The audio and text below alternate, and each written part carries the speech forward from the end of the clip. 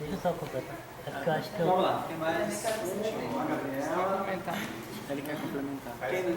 Você quer complementar a anterior, é isso? Então podemos começar por ele e acho que na ordem você, a Gabriela. Vamos Não, lá. é só porque eu acho que tem uma...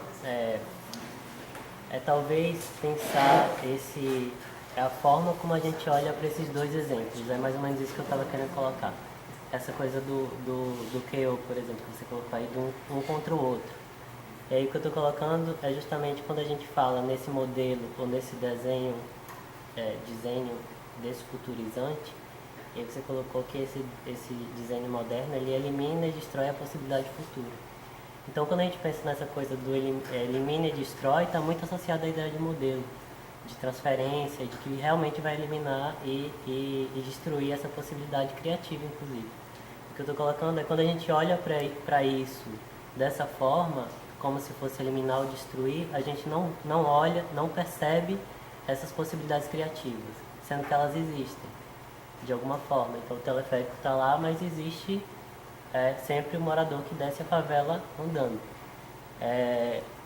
Então talvez pensar numa despotencialização e não numa eliminação.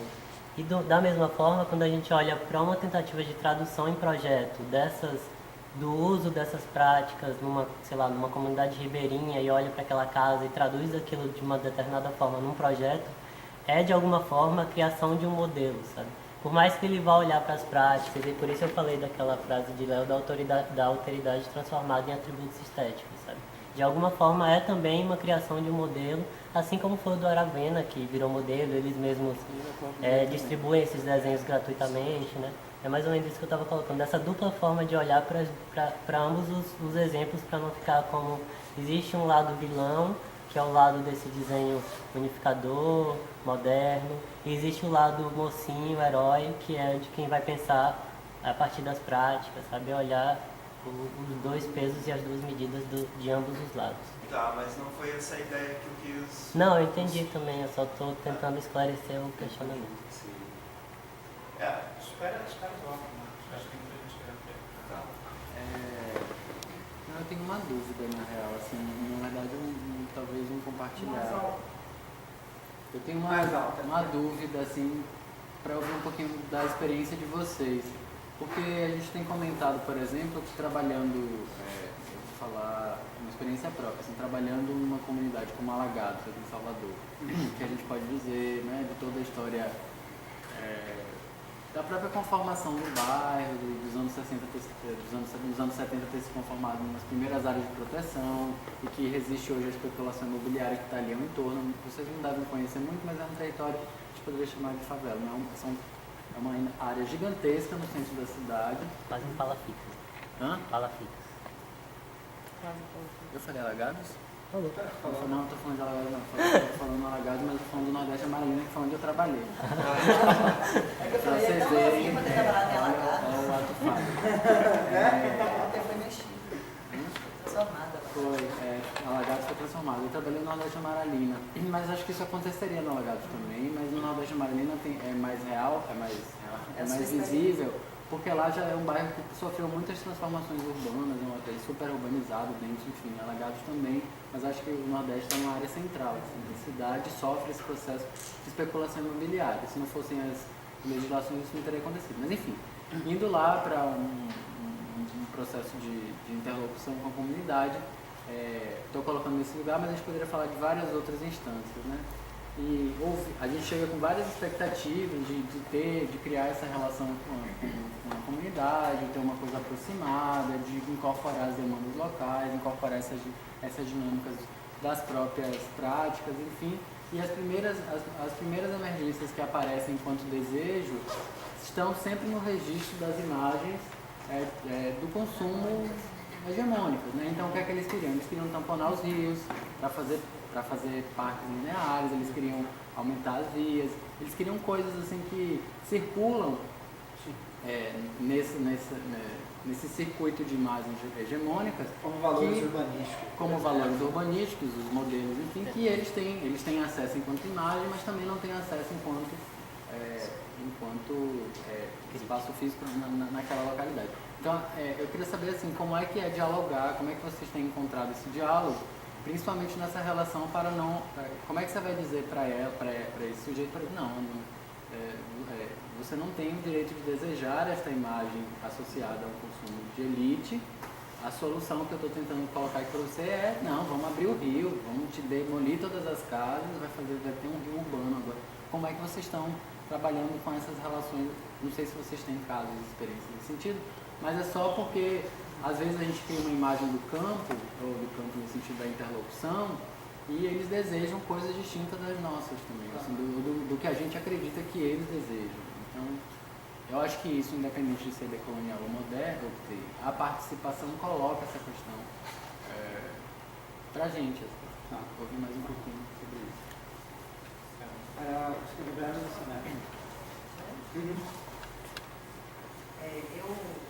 essa apresentação de hoje, eu acho que ela está muito mais próxima do que eu quis trazer na aula passada, né?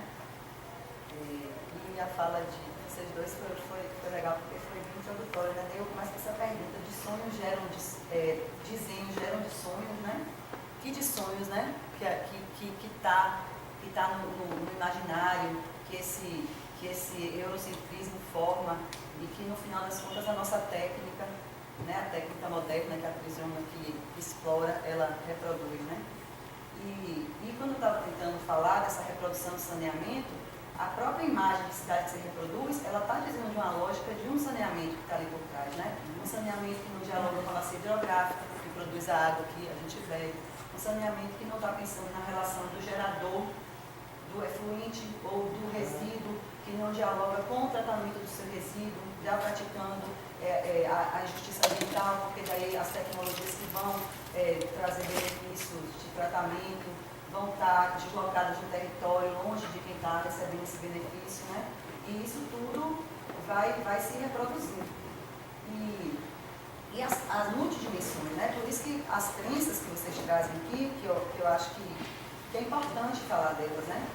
Quando você fala do indivíduo, eu penso muito no antropocentrismo, no eu, né? E aí isso passa também pela religião, a religião que tem o Cristo, que tem o Deus, a imagem e semelhança de Deus, que é diferente de uma cosmovisão religiosa onde o Deus é a biodiversidade, são os elementos da natureza, então você tem muito mais uma relação de copertência do que realmente de prêmio, né, o contemplado por Deus.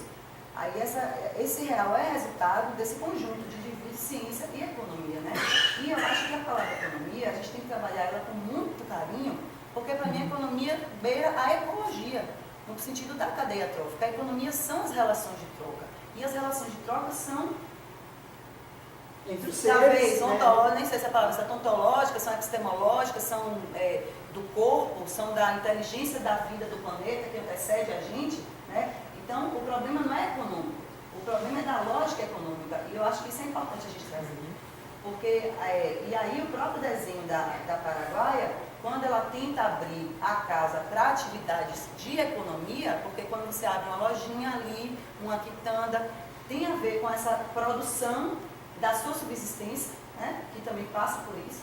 Esse homem que, na medida em que ele não está apartado da sua natureza, do seu corpo, ele tem noção de como produzir seu alimento e por isso a paisagem dele, a agricultura dele vai ser biodiversa, porque ele come biodiversidade. Né? Então eu acho que o trabalho dela, ela vai trazer esses elementos, que é o que a flor da permacultura traz na abordagem. Então você tem uma coisa que é profunda, que são as éticas, o que está por trás, o que é que move aquela prática, e tem o desdobramento dela em diversas dimensões, que é o que vocês trazem aí. Então, e aí por isso que muito legal, porque vai apresentando essa narrativa que ajuda a gente justamente a colocar isso. Estamos presos nessa rede. E estamos presos nela por quê? Porque ela quer homogeneizar. E por isso que a sua fala é muito importante, porque o problema não é o desenho em si. O problema é quando o desenho, ele cria um de sonho, ou cria um sonho, talvez eu esteja me apropriando dessa palavra de uma maneira errada, que você só se enxerga num lugar do bom se você tiver recebido aquilo. Porque tudo que você foi constituído de maneira do seu pensar, da sua crença econômica, da verdade construída pela ciência, que é uma verdade externa, porque é uma verdade racional. Então tem que ter o método, de fora para dentro, os caminhos intuitivos de construção da verdade são negados. Então isso tudo vai ser reproduzido. E eu acho que o problema está bem por aí, né? Então, quando a gente pega e diz que o outro é mau, que que o outro é o bem, a gente, de alguma maneira, não está conseguindo fugir. E é fácil não fugir. Por quê? Porque nós todos temos menos de 80 anos. Esse negócio aí, se a gente for pela teoria decolonial, pelo menos tem 500 anos que está sendo talhado aí. Então a gente recebe isso de uma maneira ancestral. Pelo menos na cultura humana. Agora, na parte da biodiversidade, que é o que a gente nega, né? E por isso que os povos tradicionais, os povos indígenas, da cosmovisão que tem a natureza como elemento principal, eles permitem essa transformação. E aí, a pergunta que eu faço é, a gente consegue viver se não levarem água tratada para a nossa casa?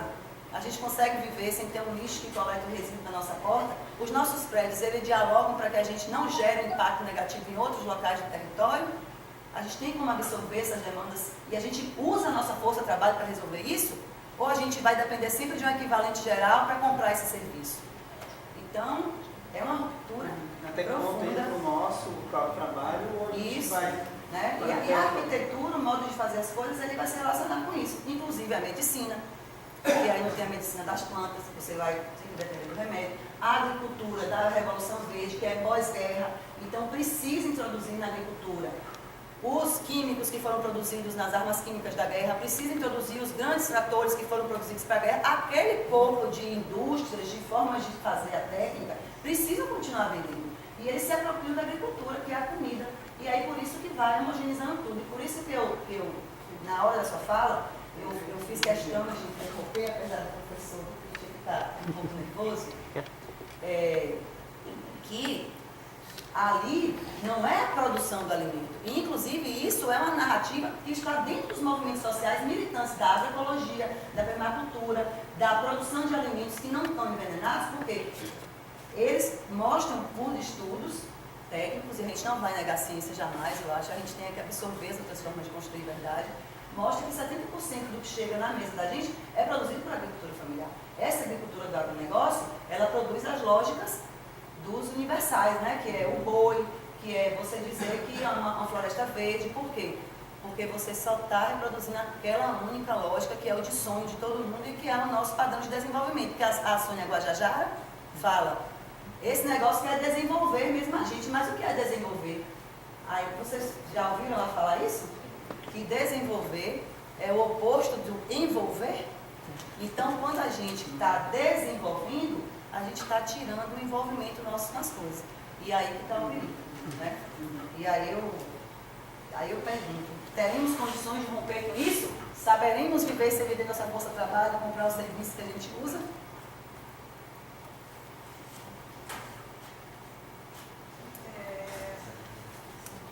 Eu não sei se eu ainda estou no fio da meada que eu faço, mas eu quero fazer uma pergunta que eu acho que desde a primeira aula eu estou querendo perguntar e talvez conectar com uma outra coisa.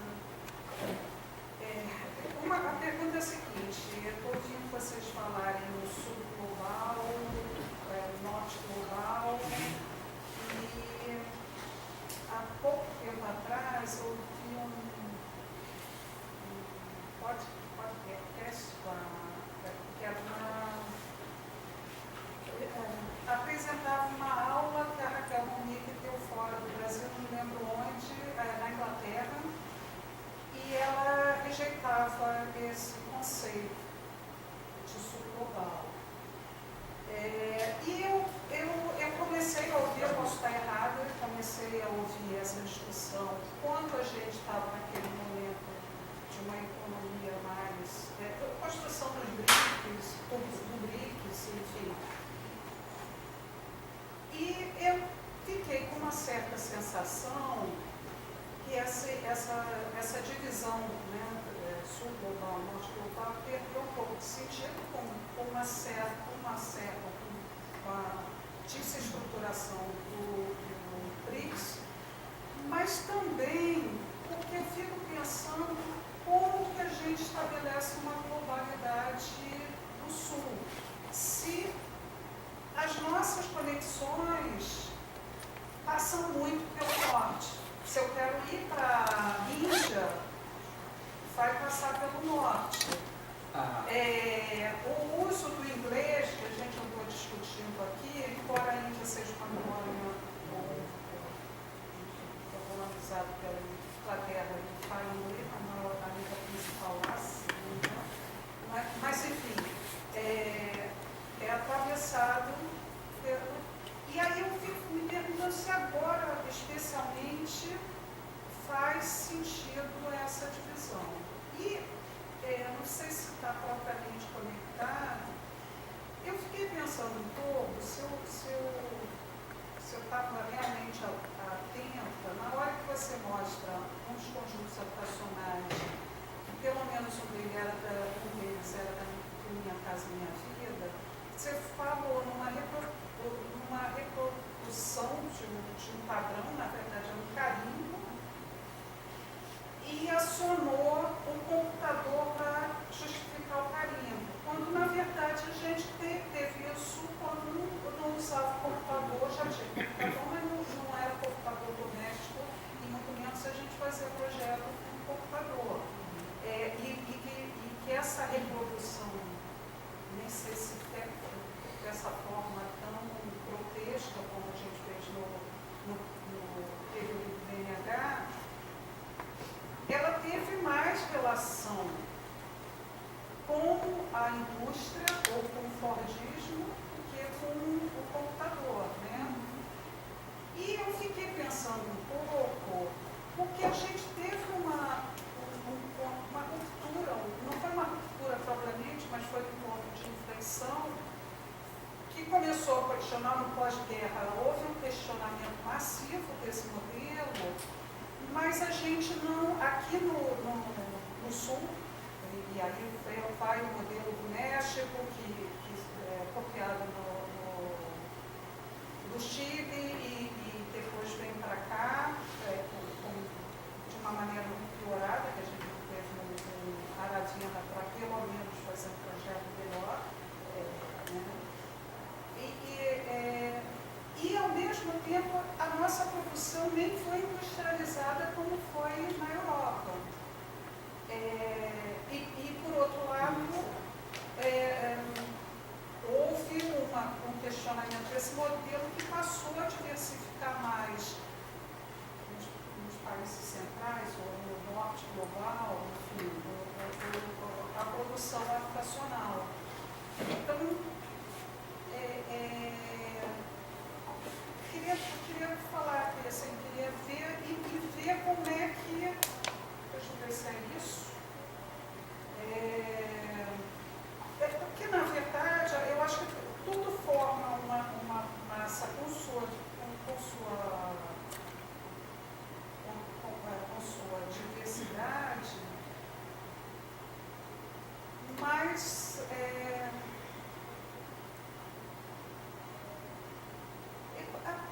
quando vocês trazem os projetos que procuram dialogar mais com as pessoas reais, vocês estão trazendo uma outra proposta. Mas como vocês pensam que isso pode ter uma efetividade maior nas práticas e, inclusive, na influência sobre as políticas ou futuras políticas que a gente possa ver para a questão da habitação que continua, vai se agravar, enfim, quando ainda está longe de ser resolvido. Só isso. Sei lá, eu pensei que ia saltar o alto, também não sei se eu fechei, não. Estamos falando Podemos deixar mais um bloco então aqui? Que acho que já tem bastante acumulado. Eu falei, mas Depois, não, mas vocês podem depois continuar, só para a gente não perder a sequência, né? Depois a gente volta mais uma rodada. Tem interesse, tá tranquilo. Viu, professor Gabriel? Eu? Só para fechar o raciocínio, eu não vou falar muito não. Os padrões da natureza. Né? Que se tem padrões que a gente tem que se inspirar, são da natureza. Os padrões da natureza são biodiversos. Por isso que um projeto que tem multifuncionalidade no território, ele intuitivamente para a gente faz mais sentido do que um que fica só com uma função. Porque na natureza a multifunção é que traz a abundância que a gente chama. Beleza. Eu acho que eu vou começar de trás para diante, porque eu acho que eu tenho mais dificuldade de falar sobre a questão que está acontecendo. Então, como está ainda quente na cabeça, eu prefiro começar assim, se vocês não se importarem. Eu acho que essa separação entre sul global e norte global nos discursos de transição, ela não é apenas vinculada mais só geograficamente, apesar do sul sempre ser relacionado ao hemisfério sul, o norte ao norte, mas entre também uma identificação em comum entre pautas, né? O norte global tem outras pautas. Por exemplo, a gente não trouxe o exemplo da cidade de Tottenham, eu tinha posto no início quando ela chegou, mas Todos os problemas da vida é minha. Eu sou o provocador que cria problemas.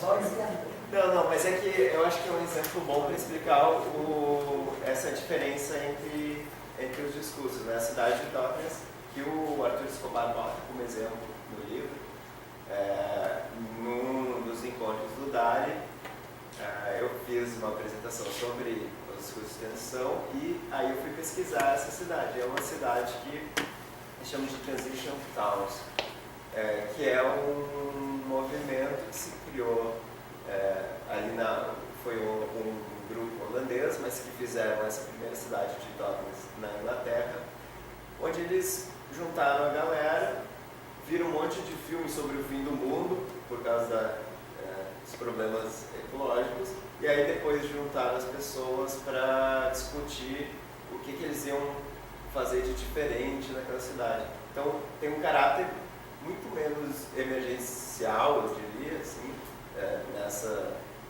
nesse discurso, do que alguém que está lutando para não ser apagado, que é mais do sul, né? Como que a minha cosmovisão não vai ser apagada. Inclusive, uma das coisas que eles fazem é fazer a moedinha papel semente local, né? É esse tipo de discurso de contraposição com os do sul, né? Para mim, a diferença está mais nisso do que propriamente dita, mas eu concordo que o termo norte e sul acaba atrapalhando acaba contribuindo para confundir essa expressão. E aí, eu concordo que se fazia a função seriada, inclusive o modernismo é prova disso, né? De carimbos, né? Em habitação social, mas eu acho que isso ganhou um volume muito maior por ser muito mais fácil, ou não, talvez, mas o fato do computador mudar as formas de relação com o desenho, né? Eu acho que por exemplo, se me perguntar um ícone para a atuação do computador na arquitetura, é a Guggenheim de Bilbao. Ali mostra o potencial do computador. Sim, não não foi teria. nenhum desses programas que se usa na arquitetura. É um programa de desenvolvimento de nave espacial, se não me engano, né? Uma coisa assim. Sei lá. E a mão de obra que executou tinha que ter experiência naval, aquela chapeação foi usada, né, na construção também. E alpinistas para escalar e montar coisas super complexas, enfim, mudou até o canteiro, né? Redesenhou o canteiro. A própria Zaha Hadid, né? Ela já ganhou um concurso que não era possível construir o prédio que ela ganhou o concurso, né? Uma coisa que só é possível porque tu faz um projeto tão abstrato através dessas tecnologias aí de softwares espaciais, né? E ainda, mas enfim, sobre o carimbo, eu continuo achando que ajuda, porque uma coisa que o Oscar Niemeyer falava, que antigamente se desenhava de dia e dormia de noite, e aí o computador ele fez uma coisa que agora tu tá de noite ali, virando noite, trabalhando em cima e fazendo que é diferente daquela coisa de tu ter que redesenhar, de tu ter que desenhar de novo, ou de tu ter que ter o trabalho de fazer essa cópia. Eu acho que ficou muito mais abstrato a relação do carimbo com, por exemplo, o terreno, do que quando tu tem que redesenhar, quando tu tem que fazer.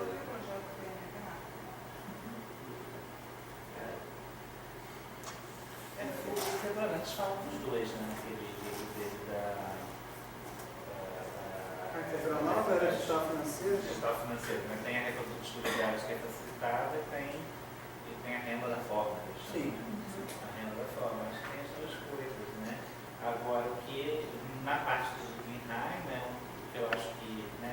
Só para que tem uma flexibilidade, e era uma coisa que eu ia falar, é do David Harvey na condição pós-moderna, que ele alerta para esse papel das tecnologias na segunda metade do século XX, que permite a produção flexível. Já a gente sai do Fordismo e entra no que ficou conhecido como toyotismo, que você já tinha uma possibilidade de diversidade que acaba não chegando para a gente dessa maneira, né? Tanto que a gente tem um Minha Casa Minha Vida que eu acho que seria inconcebível num país do norte global. Eu acho que tem, nos dois exemplos, no Guggenheim e no Reprodutibilidade Digital, né, tem um componente invisível aí que não apareceu na aula, mas que o Gabriel ensinou em relação ao Guggenheim, né? A Zaha Hadid foi entrevistada sobre as mortes no canteiro dela, e ela diz o seguinte, né? Fez aquela cara plácida dela e disse que não era culpa dela, né? O canteiro foi, né, naquele argumento de Escobar, né, que desenha, né, o artefato edifício, o artefato computador criou um artefato edifício que modificou as formas de trabalho e aumentou o risco. E na reprodutibilidade digital aconteceu o contrário, né? Tem menos emprego, né? Porque se estamos errados de que a quantidade de cópias não aumentou, Acho que até pode ter aumentado. né? Ou não é uma novidade, né? O computador faz com que essa quantidade de cópias seja facilitada e se elimina a mão de obra. As fotos de escritórios de arquitetura dos anos 60 eram uma galera, né? Uma galera, e hoje em dia você tem escritórios de 2, 3, 4 pessoas que executam. Então, Tem a terceirização também. tem a terceirização também, mas no final das contas, essa ferramenta computador desenhou desempregos na arquitetura. Né? O resultado final é menos salários. Gente, eu vou pedir desculpas para dizer que o Marcos começou comigo, é que eu estava falando para o Léo que hoje acordei absurdamente cedo, e aí eu precisei ir embora mais cedo e vou aproveitar essa oportunidade que você começou comigo, pedindo desculpa para vocês, tá? Só para responder a última questãozinha ali, porque eu acho que é importante dialogar um pouco com a questão do Dilton também, em relação à efetividade dessas práticas, dessas outras, vinculado a essa prática que a gente tem desenvolvido. Eu acho que, em primeiro lugar, seria abrir o diálogo para que existam outras questões, outras formas de projetar, né? Eu acho que, em primeiro, talvez em passos pequenos, a gente não vai resolver esse problema, né? Mas só o fato das pessoas já terem naturalizado que elas não querem estar numa condição que não seja aquela vendida, né? Aquela que é a solução higienista, que é a solução hegemônica, já só discutir isso acho que já é um grande passo.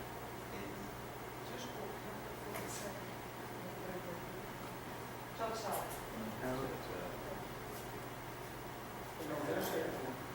Qual a ordem que você quer dizer? Bom, seguindo então na ordem dessa, questão que a Gabriela trouxe, se a gente consegue viver sem a modernidade, né, ou quebrando esse esse modelo. Essas amarras que ela nos jogou. Eu acho que é difícil. E eu acho que é aquela coisa que tu não necessariamente vai viver sem, mas tu pode viver com outras junto, né? Viver num pluriverso em vez de aceitar o universo. Não sei se era bem isso.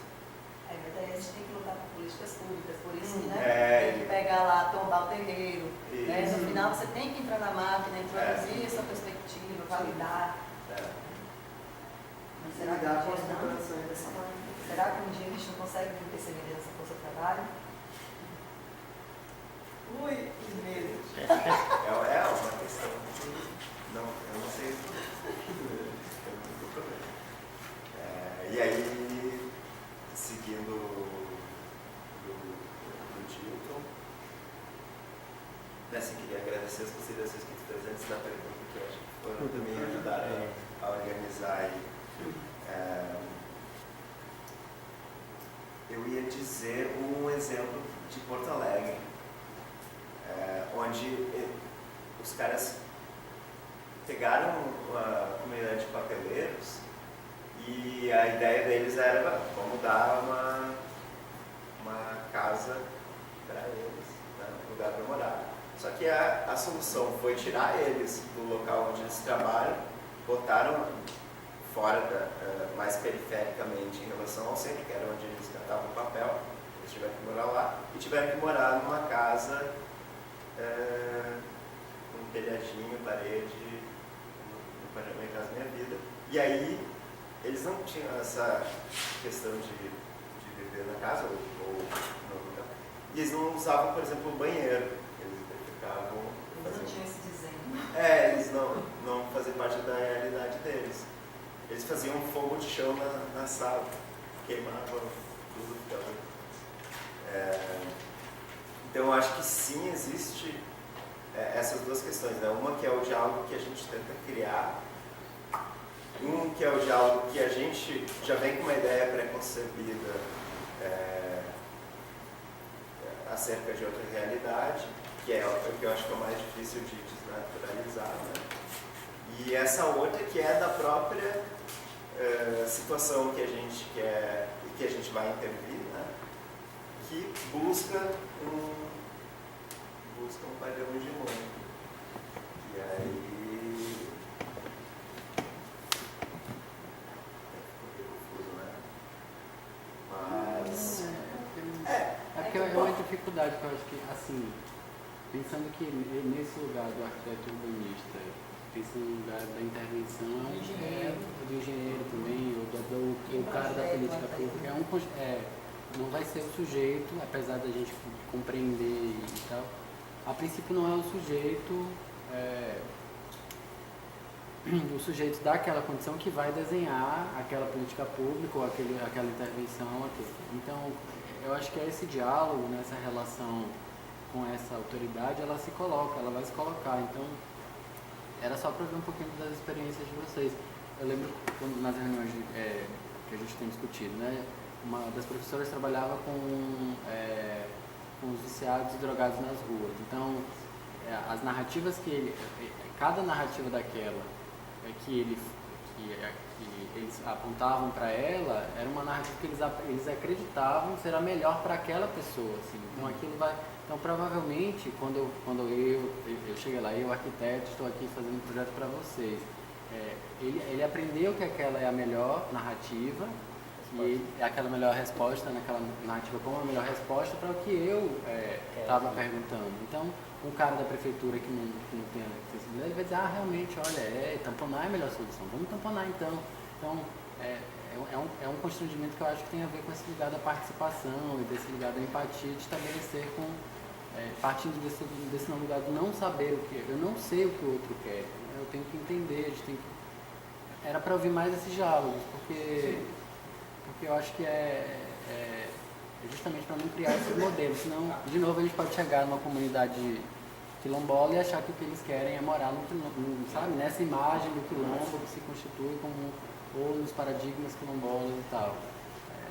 Tem uma professora que ela brincava assim, a gente achava um absurdo porque agora tem 4G no Capão. Eu dizer, gente, mas as pessoas moram lá, elas querem ter acesso à internet. E aí, você vai tirar o acesso à internet dessa pessoa? Agora você que vai lá, por acaso você quer ficar sem internet uma semana E acha ruim. Não, mas essas questões, elas vão se atualizando, né? É como... É uma questão que eu tenho falado bastante com o Flávio no trabalho dele, que a festa de Iemanjá, né, o ritual, ele não é uma coisa fixa daquilo que surgiu. Ao longo do tempo vai modificando, e essa modificação eu não vejo como sendo uma coisa que a gente deva olhar com aos olhos, assim, no sentido de dizer, não, tu não pode ter internet porque tu... Eu acho. Você é dificílimo, tá? Eu não quero parecer que estou desmerecendo a pergunta, Não, porque na realidade não é uma pergunta, eu estou ele pediu para o seu dilema, né? É dificílimo, mas eu acho que passa pelo enunciado, da maneira que você está mostrando o seu dilema, o desejo de uma resposta universal. Não tem. Sim, não é. É descontado. Não tem. E eu acho que também passa no seu exemplo da internet na internet,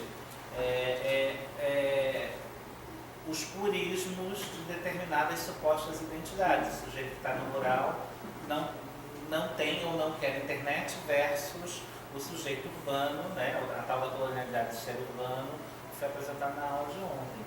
E aí eu acho que só dá para responder essa pergunta com um exemplo. Embora assim, a gente brinca no grupo, por exemplo, todos os exemplos do livro do Escobar são péssimos. O Martins Espinal tem um livro belíssimo, no final ele tem um artigo que ele diz qual é a arquitetura que ele acha que vai resolver. É péssimo, então talvez eu dê um exemplo péssimo, tá? Porque os exemplos também têm essa função. Essa comunidade de Budas, que já apareceu aqui várias vezes, ela aparece muitas vezes porque a UNILA, não só no curso de arquitetura, a UNILA tem uma relação profunda com essa comunidade. Porque a UNILA chega em 2010 e a comunidade, apesar de ser a maior do Paraná, ela é dessa época. Um pouquinho anterior, 2008, 2009, ela vai crescendo exponencialmente e ela vai se tornando, nas narrativas da mídia local, um problema para a cidade. Né? E aí gente de cinema, gente de letras, gente de arquitetura, gente de vários cursos começa a ir lá. E particularmente a professora Cecília Angelelli, que nem é da galera decolonial, né? É a primeira que vai lá. E num processo que é fora das políticas, a gente também tem que aprender a pensar fora das políticas, porque elas não vão responder, elas são homogeneizadoras. A gente tem que botar que elas existem. Absolutamente fora das políticas públicas. Também por conta de uma origem dela, ela é uma professora pós-doutora, mas que é negra e ex-favelada. Ela chega em Foz do Iguaçu. Claro, acho que um mês depois, né, Gabriel, ela já está lá dentro do Lucas. Né? E ela, num processo muitíssimo longo, ela instala o que hoje é a Escola Popular de Planejamento da Cidade, né, em que ela começa a trazer pessoas para dar aula, numa chave até mais direita à cidade, marxista, etc. E tal, e comunitariamente, à margem do Estado, eles fazem todas as demarcações de todos os terrenos e num diálogo, eu não tinha, e num diálogo com a Associação de Moradores e com a liderança, a Rose, né, que é uma liderança da comunidade, eles inclusive criam as punições, você não pode ultrapassar isso aqui, porque todos os lotes são iguais, que a gente em algum momento vai ter que pedir a regularização fundiária. Nessa explicação da regularização fundiária teve toda uma pedagogia sobre o direito à cidade. Eles no primeiro momento estavam, eu sei que o exemplo não é igual ao tamponato, né? Mas eles estavam absolutamente aceitando o modelo Minha Casa Minha Vida, porque eles tinham projetado que aquilo era o irregular e o errado, e que eles tinham invadido. Né? E aí teve todo um trabalho para dizer que a invasão é prevista na Constituição, né? Eu até falo que não tem problema com a palavra invasão, né? Porque ela é prevista, que existe o direito à cidade, né? E aí existe um trabalho comunitário né? E o livro do Escobar tem muito assunto, né? Ele também fala da importância da comunalidade, que vai ficar na arte do Estado. É esse trabalho comunitário que vai demarcar as terras, vai criar as regras, e quando se chega na luta com o Estado, já está tudo organizado. E aí, hoje já há o reconhecimento, né, num prazo de 2014 a 2018, que foram quando eles conseguiram o reconhecimento, esses 4 anos, foram 4 anos é até pouco, né, mas é 4 anos, né, foi um processo que saiu de uma situação de naturalização da ilegalidade para uma percepção do direito à cidade e da própria autogestão daquele lugar. Isso foi milagre da Cissa? Não, ela foi um agente, devia ter lideranças muito organizadas, o próprio processo de ocupação foi um processo organizado, né? E isso facilitou. Mas, enfim, desculpa a fala longa, né? Agora, isto é um exemplo que é irreproduzível. Ele é situado e parece utópico, parece de sonho, mas assim, eu acho que o Igor foi preciso ao evocar o modelo. O modelo é terrível, né? O modelo é terrível, né? E é uma luta epistemológica contra a modernidade, ou pelo menos o que eu chamo de modernidade, e o laboratório tende a dizer que é uma das modernidades ruins, dizer que é a solução única. Assim, essa solução única local, né? Uma solução única que não é reproduzível, não uma solução única universal, né? Assim, o que a mídia fez é para aquele lugar só. Talvez o da Ruth tenha um caráter mais possível de universalizar, porque ela não saiu das regras do edifício convencional, digamos assim, aquele do albergue, né, de estudantes. Mas o da mídia é improduzível. Taquaquá ali sim, não é um elemento estético, né? A gente tem a mão paraguaia, né? Assim, é uma forma de cozinhar, uma forma de viver em torno da comida, uma forma de relacionar, uma forma de conviver. Se você reproduzir o taquaquá na Bolívia, já não faz o menor sentido, né? Se você reproduzir o taquaquá em Assunção, já não tem o menor sentido, mas nessas comunidades rurais, tirar o taquaquá é deixar de existir formas de conviver em torno dele, né? Então, acho que a gente está muito grato de dar esse curso, porque, evidentemente, ao organizar várias coisas se organizaram na nossa cabeça, né? E uma delas é isso, assim, é a solução, o que nós acreditamos hoje, inclusive no campo da arquitetura, tem que ocupar as brechas das políticas públicas que elas não vão atender, e é solução o arquiteto descalço com a comunidade, e é aquela situação específica, e dê o valor e o peso daquela situação específica, e vai resolver outra demanda depois, que vai ser completamente diferente, né? Soa singelo, mas é isso. No campo da arquitetura, acho que é isso. No caso lá mesmo, né, a Cissa, agora eu estou mais envolvido com ela e com a Patrícia, né, que é uma outra comunidade, com característica do outro lado da cidade, agora já é uma comunidade Congonhas, com 50 famílias. Outra dinâmica, aí tem a questão ambiental, que é mais delicada do que a do Bubas, que são mais de 1000 famílias, mas não é uma situação, né, de nascente, por exemplo. Então, aí eu estou enumerando aqui, né? Então, aqui a gente acabou dando ênfase no TCC, né, nos trabalhos de conclusão de curso, principalmente que é pela via que Marcos e Leonardo mais tiveram contato com isso. Mas no meu caso, eu venho mais de uma pegada mais de extensão, né? Algumas experiências que eu cheguei a comentar, mas eu poderia trabalhar isso. Por se alguém trabalha com técnicas construtivas, então eu tenho tentado colocar essa discussão nas comunidades e, em cada contexto, como disse o Leonardo, verificar o que dá e o que não dá para experimentar. Então essa é uma possibilidade que eu tenho aberta, né, junto com o professor Thiago, de verificar, né, uma intervenção mais mão na massa. O arquiteto como alguém ali orientando e participando desse processo. Mas também há outras questões, né? Mesmo as concepções de projeto, a nossa interação, né? Então, a gente trabalha com uma gama grande, né? Uma gama grande de coisas. Então, o terreiro, o quilombo, tivemos a aproximação com o movimento sem terra, né, que houve uma ocupação lá que chegou a ter 1000 famílias, mas depois durou 40 dias, depois teve integração de posse. Então também houve. E aí a gente tem que se desdobrar mesmo, né, nessas atividades de extensão para entender essas dinâmicas, essas realidades, e leva muito tempo mesmo, né, para fazer isso. Uvas, terreiro,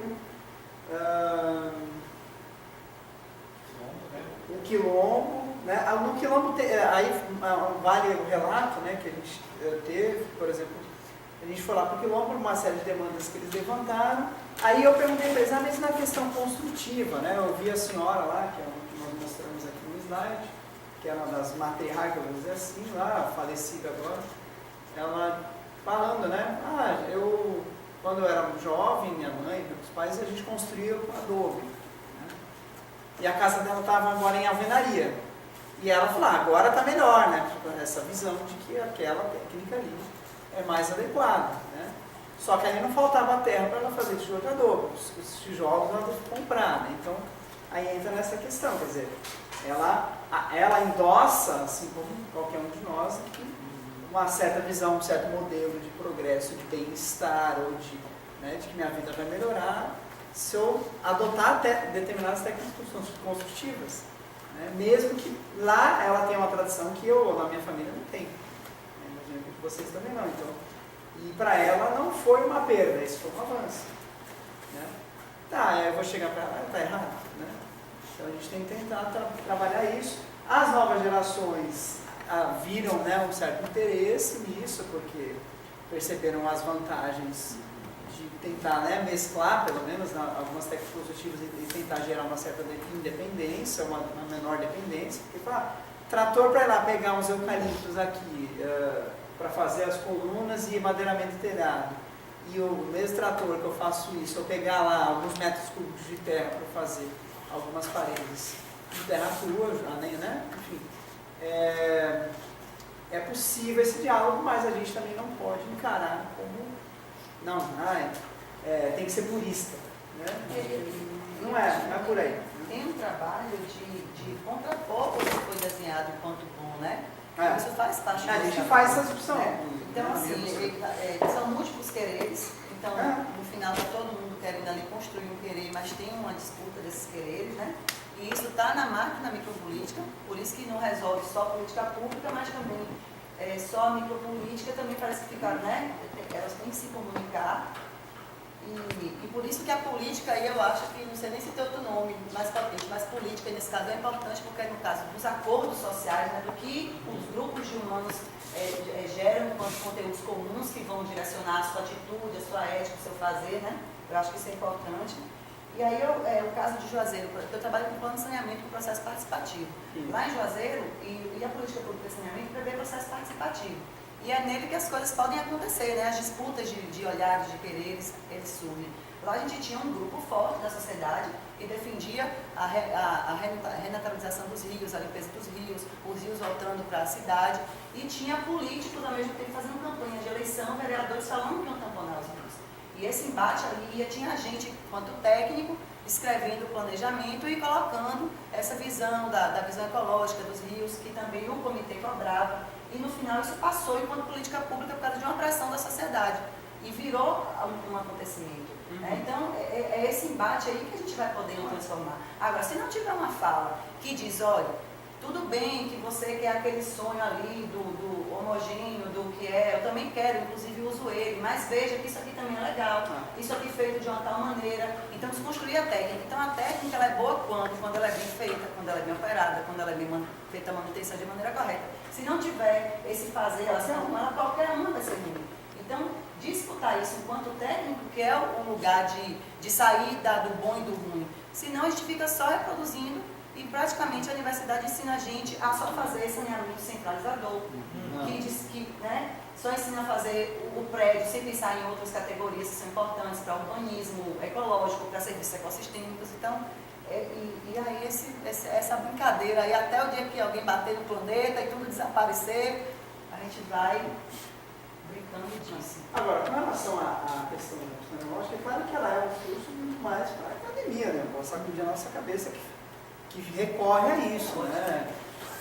Então, a professor Romano acabou de dizer, a gente, né, acaba se apropriando disso a gente, porque nós, né, estamos mais contaminados, né, no certo sentido, né, a literacia lógica moderna, colonial, né.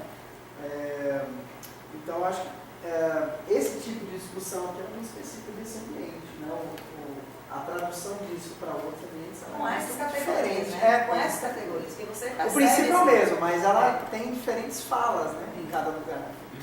Agora, dando um exemplo nada a ver, né? No livro do Félix Seixas, que é um professor de música a Manila, que seria categorizado como pesquisador de etnomúsica. Isso é mais um exemplo de quem é o neutro e quem não é nas categorizações. Ele estuda música indígena. E isso, no universo da música, é chamado de etnomúsica. O europeu não é etno, não. Tá?